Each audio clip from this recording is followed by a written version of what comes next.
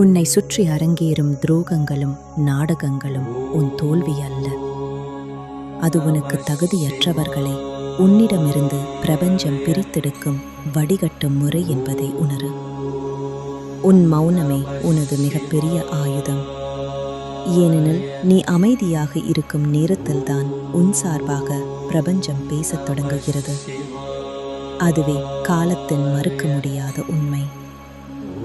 உன்னை வெளியேற்றிய அதே கதவுதான் உன்னை ஒரு குறுகிய வட்டத்திலிருந்து விடுவித்து பிரபஞ்சம் உனக்காக வைத்திருக்கும் பிரம்மாண்டமான புதிய பாதைக்கு அழைத்து செல்கிறது. இன்று உன்னை பழி சொல்பவர்கள் நாளை உன் வளர்ச்சியை பார்த்து வியந்து நிற்பார்கள்.